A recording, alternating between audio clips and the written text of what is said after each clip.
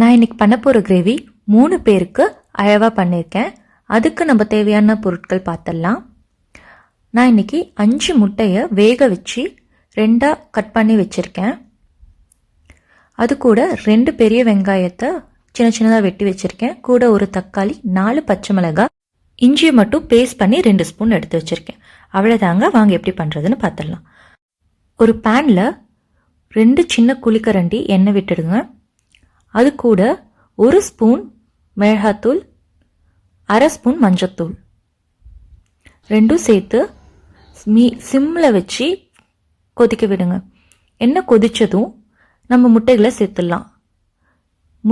முட்டையை நம்ம ரெடி பண்ணி எடுக்கிற வரைக்கும் அதை சிம்மிலே மெயின்டைன் பண்ணிக்கலாம். இல்லைன்னா அது மிளகாத்தூளும் மஞ்சளும் நல்லா கரிஞ்சிரும்.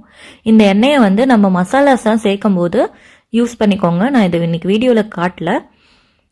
இந்த எண்ணெயை வேஸ்ட் பண்ண வேணாம், அது நல்ல டேஸ்ட்டும் கூட கொடுக்கும். அவ்வளோதாங்க, நம்ம முட்டை ரெடியாக. இப்போ நம்ம கிரேவி பண்ண ஸ்டார்ட் பண்ணிடலாம். அதுக்கு ஒரு பேனில் 2 ஸ்பூன் எண்ணெய் விட்டு ஒரு பெரிய துண்டு பட்டையும் 2 லவங்கத்தையும் போட்டு பொரிய விடுங்க. நல்லா அது பொரிஞ்சதும் நம்ம வெட்டி வச்சிருந்த வெங்காயத்தை சேர்த்துடலாம். அடுப்பு சிம்மிலே வச்சுக்கோங்க. ஒரு 5 மினிட்ஸ் வதக்குனதுக்கப்புறம் நம்ம பச்சை மிளகாவை சேர்த்துடலாம். நான் இன்னைக்கு 4 பச்சை மிளகாய் எடுத்திருக்கேன். உங்களுக்கு காரம் அதிகமாக வேணும்னா இன்னும் ஒரு 2 பச்சை மிளகாய் சேர்த்திக்கோங்க. அவ்வளோதாங்க.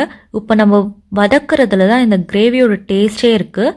நல்லா வதக்குங்க, டைம் கொடுங்க, அது நல்லா வதங்கி வரட்டும். சிம்மிலே வச்சு வதக்குங்க. பாருங்கள், நம்ம வெங்காயம் ரெடி ஆகிடுச்சு. எண்ணெயெல்லாம் நல்லா பிரிஞ்சு வர ஆரம்பிச்சிருச்சு. இந்த ஸ்டேஜில் நம்ம எடுத்து வச்சுருந்த இஞ்சி பேஸ்ட்டை போட்டுக்கலாம். போட்டு நல்லா கலந்து விடலாம்.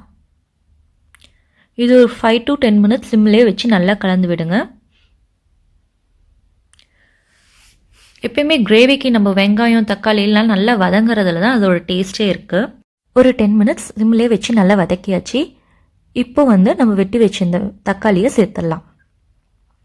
தக்காளி நல்லா வதங்குறதுக்காக நம்ம இந்த ஸ்டேஜில் உப்பு சேர்த்துக்கலாம். உங்களுக்கு கிரேவிக்கு எவ்வளோ உப்பு வேணுமோ அது உப்பவே சேர்த்துக்கோங்க.